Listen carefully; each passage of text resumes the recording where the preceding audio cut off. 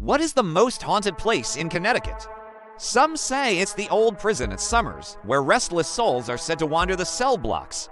Others point to the abandoned village of Dudleytown, also known as the Village of the Damned.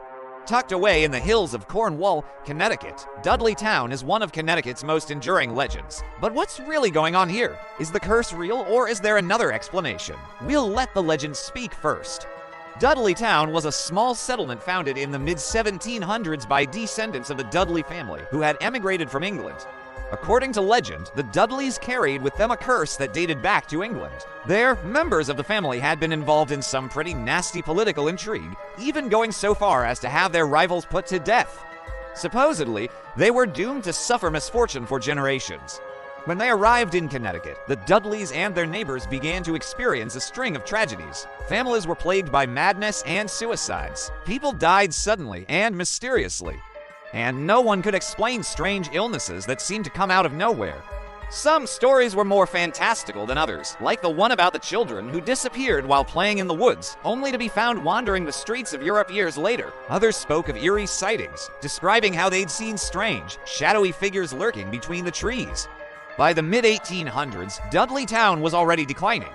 The soil was too rocky and infertile for farming. Disease and isolation took their toll on the residents. And with few economic opportunities, people gradually moved away to more prosperous areas. By the early 20th century, Dudleytown was completely abandoned, leaving behind only cellar holes and stone foundations hidden in the forest.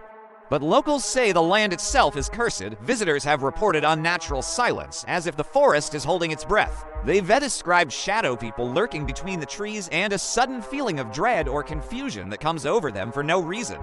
Some have even experienced strange paranormal activity, like orbs, whispers, or touches that make their hair stand on end. Paranormal investigators and thrill seekers have often been drawn to the site, which has only fueled its reputation. But is there any truth to the legend? In reality, the decline of Dudleytown can be explained by hard facts. The soil was too rocky and infertile for farming. Disease and isolation made survival difficult.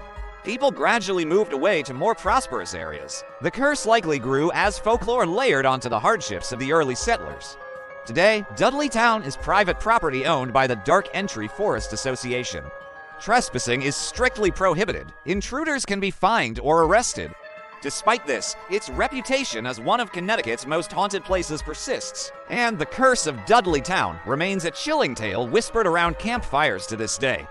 Thanks for watching. Would you dare visit Dudleytown? Let us know your thoughts.